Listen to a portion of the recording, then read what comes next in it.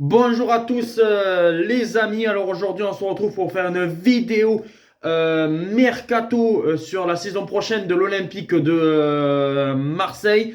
Les arrivées potentielles comme vous l'avez pu voir sur les photos avec Zakaria, avec Guerrero, on va faire un petit point sur le mercato, sur les départs, sur les arrivées que j'aimerais à l'Olympique de Marseille pour le mercato d'été, parce qu'on sait que ça va être compliqué ce mercato, parce qu'on ne sait pas encore si on va être en Ligue des Champions ou en Europa League.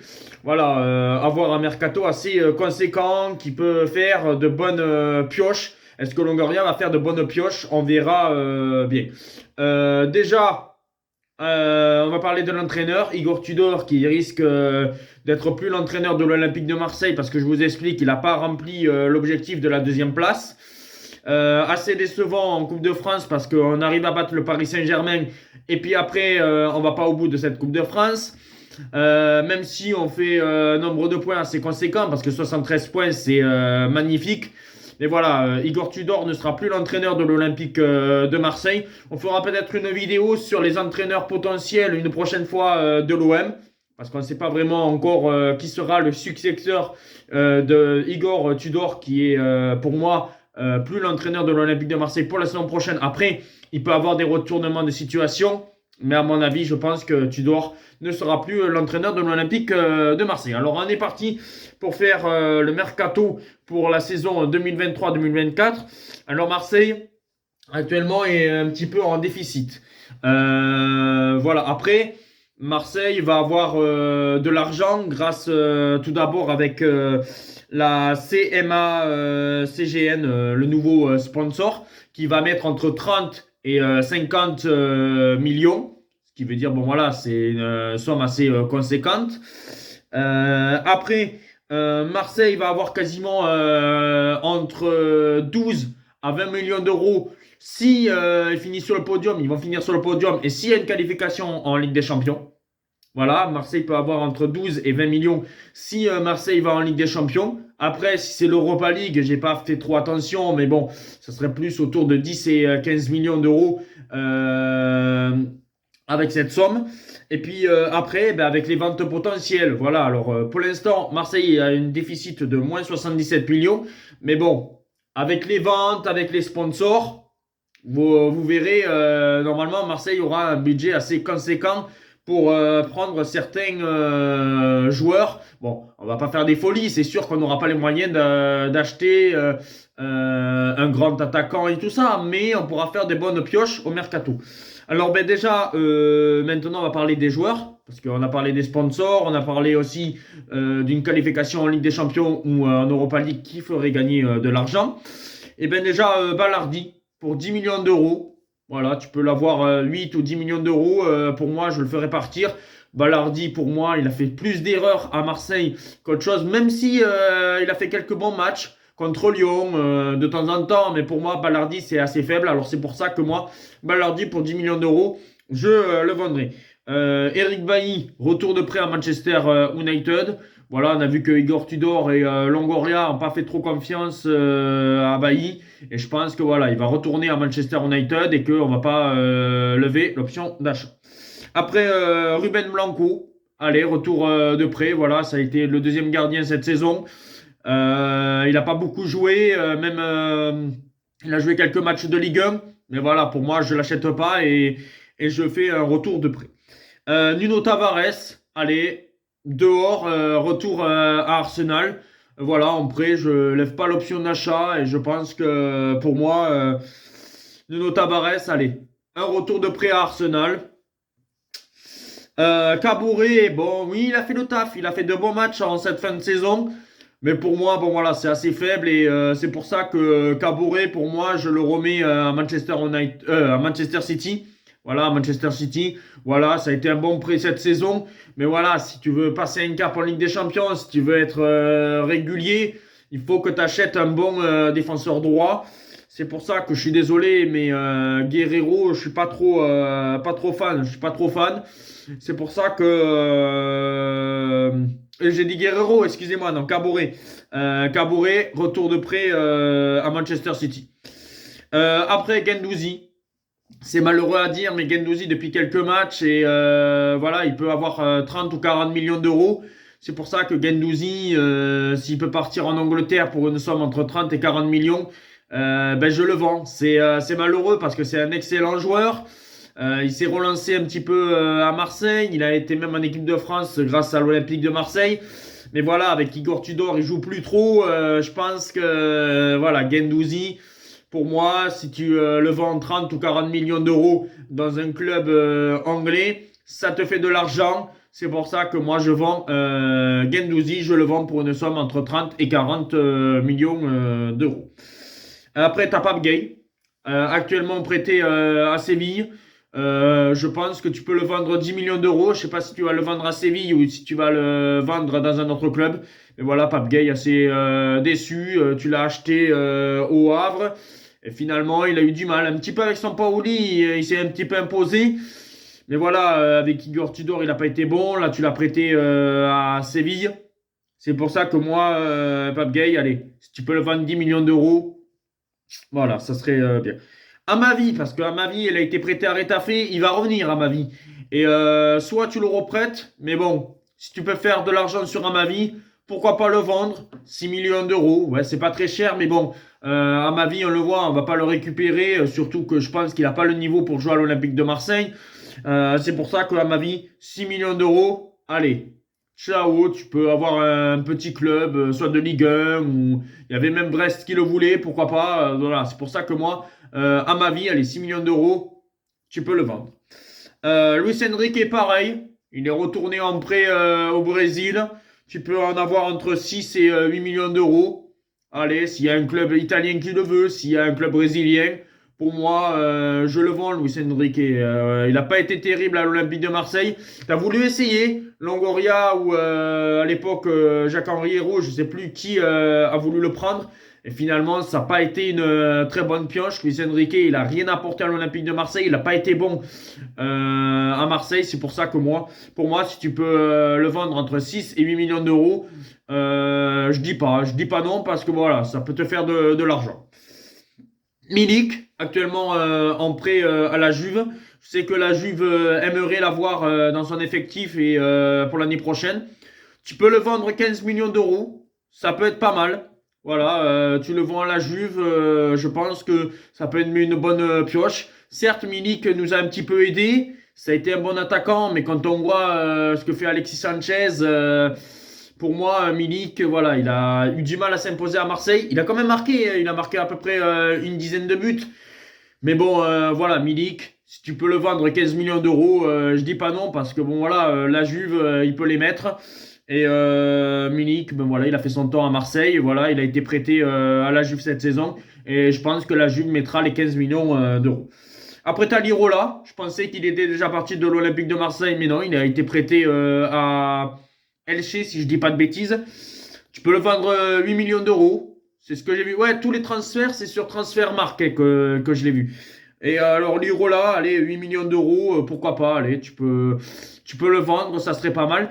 Et cette somme-là, parce que maintenant, avec les sponsors, avec la qualification en Ligue des Champions, si Marseille se qualifie en Ligue des Champions, plus toutes les ventes que j'ai dit, ça fera un budget de 72 millions d'euros pour le prochain mercato. Voilà, d'été. C'est ce que je calcule. Après, on ne sait jamais. Peut-être que Marcourt va mettre un petit peu plus d'argent. Peut-être que au final, les sponsors vont mettre un peu plus. Bon voilà, c'est ce que je pense que peut-être que là, Marseille aura un budget de 72 millions d'euros. Et maintenant, on va faire les arrivées que j'aimerais à Marseille parce que là, on a fait les départs. Eh bien, tout d'abord, Rafael Guerreiro de Dortmund. Certes, son salaire va être quand même assez conséquent, mais tu peux l'avoir libre. Tu peux l'avoir pour zéro. Alors après, si, il faudra que tu payes son salaire, qui va être un salaire conséquent. Mais Guerreiro, voilà, dans une défenseur gauche, il peut jouer dans une défense à 4, il peut jouer même dans une défense un peu plus haut, parce que Guerreiro, il a déjà joué un petit peu plus haut quand il y avait 3 défenseurs et des pistons. C'est pour ça que Guerreiro, ça serait une excellente pioche. Après, c'est le budget. c'est le budget qui est assez conséquent, surtout son salaire. Voilà, on verra bien. Mais Guerrero, je pense que ça serait une très bonne pioche. En plus, tu pourrais l'avoir librement, 0 €. Pourquoi pas faire l'effort salaire, Longoria, pourquoi pas. Après, je mets 6 Macan. 6 Macan de Leipzig. Il vaut 15 millions d'euros. Voilà, c'est pas très cher pour un défenseur qui peut jouer central comme défenseur droit. Après, jouer piston, il peut pas jouer piston, mais il a déjà dépanné en tant que défenseur droit. Ça veut dire qu'il pourrait jouer, si Marseille joue dans une défense à 4, doublure de Jonathan Klaus. Voilà, il pourrait jouer dans une défense à 3 de temps en temps pour soulager Mbemba, pour soulager Samuel Gigot. C'est pour ça que Simakan, pour moi, ça serait une très bonne pioche dans l'effectif, soit pour être titulaire ou soit pour être doublure. C'est 15 millions d'euros. Certes, ça fait un petit peu cher, mais bon, voilà. Excusez-moi, tu as les moyens. C'est pour ça que moi, pour moi, Simakan, tu peux mettre le prix. Après, je tenterai le coup. C'est Van Bommel. Van Bommel du TFC. Il aimerait avoir un challenge de jouer la Ligue des Champions. Il y a le PSV Eindhoven qui le voudrait aux Pays-Bas. Mais moi, j'aimerais qu'il soit encore en Ligue 1. C'est un excellent joueur. Magnifique tireur de coups francs, de coups de pied arrêtés. Voilà, c'est un petit peu le remplaçant potentiel de Dimitri Payet, même s'il est plus défensif que offensif. Mais voilà, sur les coups de pied arrêtés, voilà, il peut te débloquer un match, soit sur un coup franc, soit en faisant des passes décisives. C'est 12 millions d'euros. Voilà, tu peux essayer de mettre le prix. Dans le milieu, pour moi, je le prends. 12 millions d'euros, c'est pas très cher. Et ça serait vraiment excellent pour Marseille de prendre un Van Bommel. 12 millions d'euros, pour moi, je le prendrai. Après, Quentin Merlin de Nantes, c'est un défenseur gauche. C'est 7 millions d'euros. Voilà, pour être la doublure de Rafael Guerreiro. Certes, tu auras Kolasinac aussi, hein, qui va être là, mais Kolasinac, je le mets plus en défenseur central, dans une défense à 3, ou voire piston. Voilà, c'est bien d'avoir quand même Kolasinac qui peut jouer défenseur central comme piston. Quentin Merlin, il peut jouer dans une défense à 4. Un peu compliqué s'il peut jouer piston, mais moi pour moi je le prends. C'est un bon jeune. Quentin Merlin, c'est 7 millions d'euros à Nantes. Je prends le pari. Je prends le pari de le prendre. Voilà, peut-être que c'est une erreur, mais voilà, c'est un bon joueur de Ligue 1. Surtout que Nantes peut-être va être en Ligue 2. Quentin Merlin, 7 millions d'euros, pourquoi pas. C'est un défenseur gauche, pourquoi pas. Après, je tente un gardien pour avoir de la concurrence à Paul Lopez. Parce qu'il faut quand même avoir un bon gardien. C'est Bonou. Bonou, le gardien marocain qui a fait une excellente Coupe du Monde. Qui a été aussi gardien de Séville. Après à voir, parce que si Séville est encore en Ligue des Champions, est-ce qu'il ne voudra pas rester encore une saison à Séville? Surtout que son contrat se termine en 2024 ou 2025. Mais là, c'est pas très cher, Bonou. C'est 12 millions d'euros. Pour avoir un petit peu de la concurrence avec Paul Lopez, qui fait un petit peu quelques bêtises dans cette fin de saison.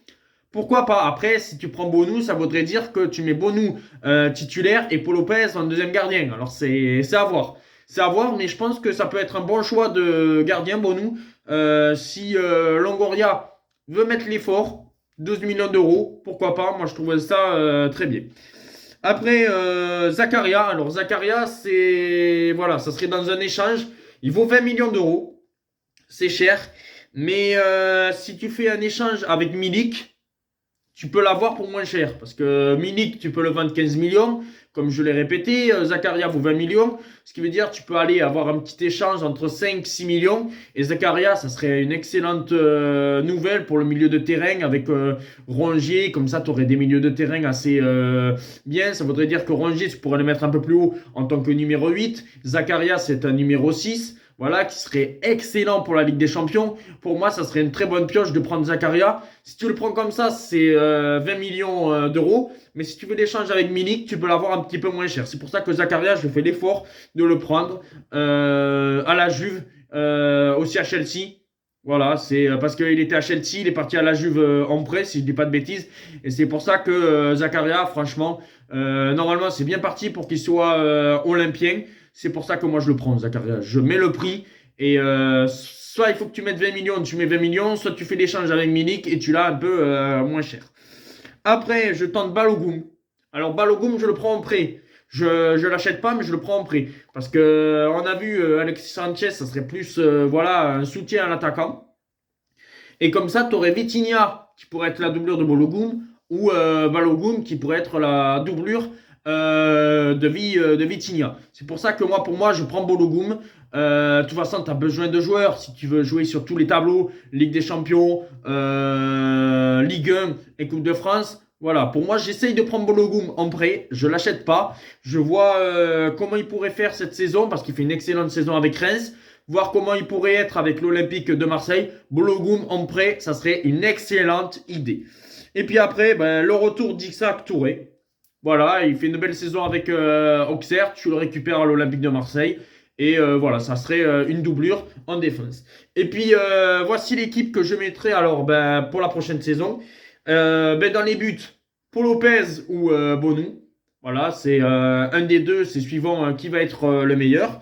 Jonathan Klaus à droite et sa doublure Simakan. Une défense Gigot Mbemba. Voilà, parce que moi je ferais un genre de 4-3-3 hein, ou de 4-2-1. Voilà, mais pour moi c'est ça, ça serait Gigot et Shell Mbemba. Les doublures Issa Kaboré qui serait là. Pourquoi pas aussi Simakan qui pourrait être aussi dans cette défense centrale.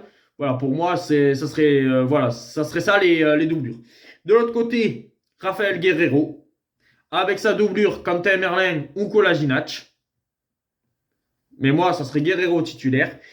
Rongier, Zakaria, Van Bommel, en milieu de terrain. Et Vertou, les Vertou seraient pour moi remplaçants. Après, j'en ai plus en tête, mais voilà, Vertou serait pour moi remplaçant parce que bon, je pense que Van Bommel est meilleur. Rongier et Zakaria Van Bommel, ça serait un excellent milieu de terrain. Puis après, tu mettrais Alexis Sanchez en 10. Voilà, il serait là à tourner avec les deux attaquants. Under qui serait le premier attaquant ou le premier attaquant droit. Et puis après, ben, soit Balogun et ou Vitinha en pointe. Voilà, ça serait ça ma composition. Je pense que ça serait une excellente équipe. Après, c'est pas moi qui fais le mercato, mais pour moi, ça serait le mercato idéal pour l'Olympique de Marseille. Qu'est-ce que vous en pensez de ce mercato, de cette équipe potentiellement pour la prochaine saison? Surtout que si tu fais ça, il te resterait encore 6 millions d'euros à peu près. Après, c'est à voir, hein, parce que on ne sait pas quel budget réellement mettra Marcourt. Mais voilà, voilà mon équipe, voilà les départs que je ferai, les arrivées, l'équipe que je vous ai dit potentielle pour la prochaine saison. J'espère que la vidéo vous aura plu et on se retrouve très vite pour une prochaine vidéo, soit sur les pronostics de la Ligue 1, soit pour parler des prochains entraîneurs potentiels de l'Olympique de Marseille. Ciao les amis!